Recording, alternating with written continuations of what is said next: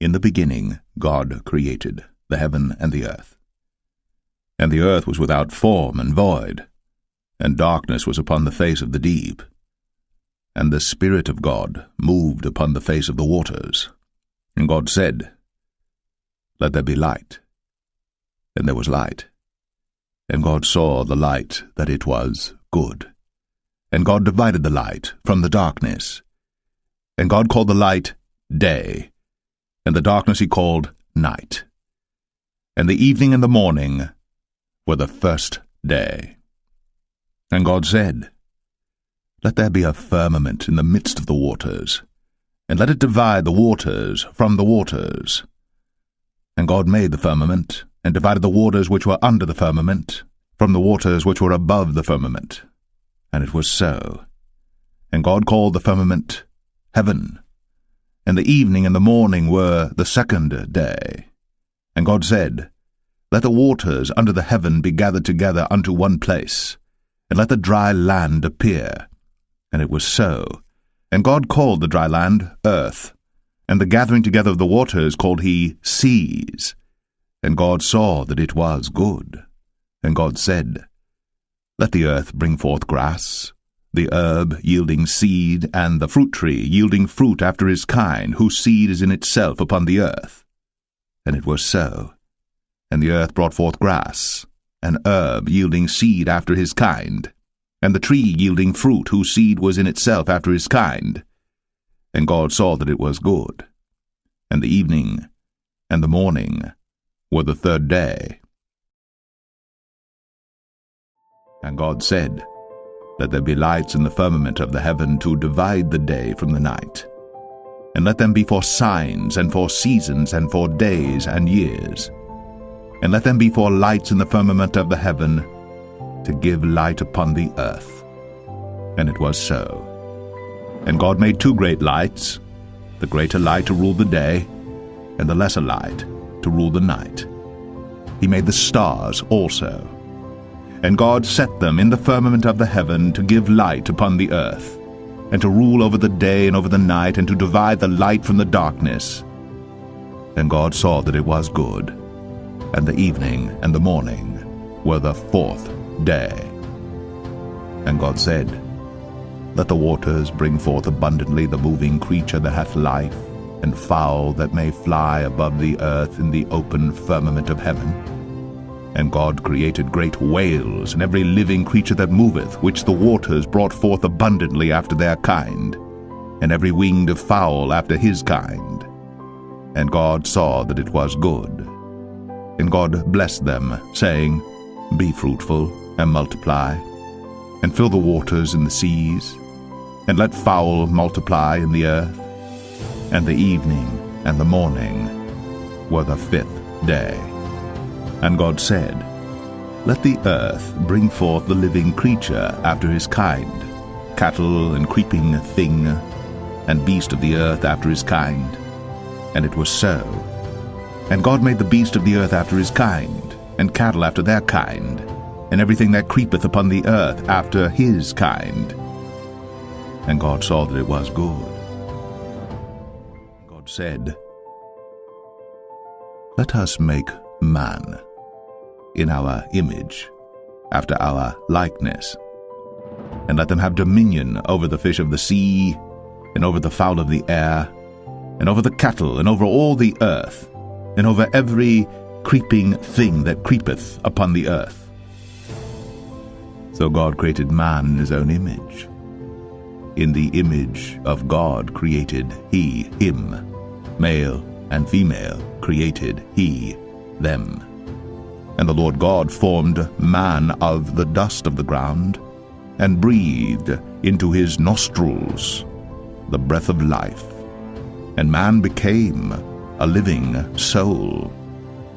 And the Lord God planted a garden eastward in Eden, and there he put the man whom he had formed.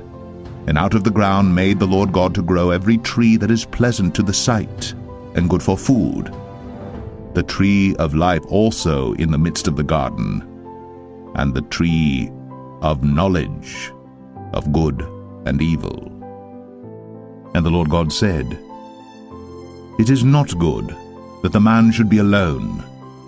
I will make him an helpmeet for him. And the Lord God caused a deep sleep to fall upon Adam, and he slept. And he took one of his ribs, and closed up the flesh instead thereof. And the rib which the Lord God had taken from man made he a woman, and brought her unto the man. And Adam said, This is now bone of my bones, and flesh of my flesh. She shall be called woman, because she was taken out of man. Therefore shall a man leave his father and his mother, and shall cleave unto his wife, and they shall be one flesh. And they were both naked, the man and his wife, and were not ashamed. And the Lord God took the man, and put him into the Garden of Eden to dress it, and to keep it. And the Lord God commanded the man, saying, Of every tree of the garden thou mayest freely eat, but of the tree of the knowledge of good and evil thou shalt not eat of it, for in the day that thou eatest thereof thou shalt surely die. Now the serpent was more subtle than any beast of the field which the Lord God had made. And he said unto the woman, Yea, hath God said, Ye shall not eat of every tree of the garden? And the woman said unto the serpent, We may eat of the fruit of the trees of the garden. But of the fruit of the tree which is in the midst of the garden, God hath said, Ye shall not eat of it, neither shall ye touch it, lest ye die. And the serpent said unto the woman, Ye shall not surely die. For God doth know that in the day ye eat thereof, then your eyes shall be opened, and ye shall be as gods, knowing good and evil. And when the woman saw that the tree was good for food, and that it was pleasant to the eyes, and a tree to be desired to make one wise, she took of the fruit thereof, and did eat, and gave also unto her husband with her, and he did eat. And the eyes of them both were opened, and they knew that they were naked, and they sewed fig leaves together, and made themselves aprons. And the Lord God called unto Adam, and said unto him, Where art thou? And he said, I heard thy voice in the garden, and I was afraid, because I was naked, and I hid myself. And he said, Who told thee that thou wast naked? Hast thou eaten of the tree whereof I commanded thee that thou shouldest not eat? And the man said, The woman, whom thou gavest to be with me, she gave me of the tree, and I did eat. And the Lord God said unto the woman, What is this that thou hast done? And the woman said, The serpent beguiled me, and I did eat. And the Lord God said unto the serpent, Because thou hast done this, thou art cursed above all cattle, and above every beast of the field. Upon thy belly shalt thou go, and dust shalt thou eat all the days of thy life.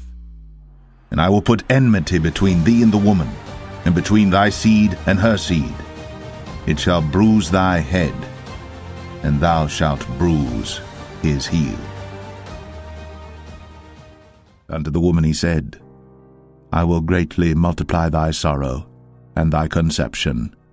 In sorrow thou shalt bring forth children, and thy desire shall be to thy husband, and he shall rule over thee. And unto Adam he said, Because thou hast hearkened unto the voice of thy wife, and hast eaten of the tree of which I commanded thee, saying, Thou shalt not eat of it, cursed is the ground for thy sake. In sorrow shalt thou eat of it all the days of thy life. Thorns also, and thistles shall it bring forth to thee, and thou shalt eat the herb of the field. In the sweat of thy face shalt thou eat bread, till thou return unto the ground. For out of it wast thou taken, for dust thou art, and unto dust shalt thou return. And Adam called his wife's name Eve, because she was the mother of all living. Unto Adam also and to his wife did the Lord God make coats of skins, and clothed them. And the Lord God said, Behold, the man is become as one of us, to know good and evil.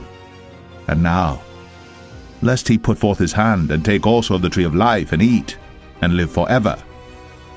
Therefore the Lord God sent him forth from the Garden of Eden, to till the ground from whence he was taken. So he drove out the man, and he placed at the east of the Garden of Eden cherubims, and a flaming sword which turned every way, to keep the way of the tree of life.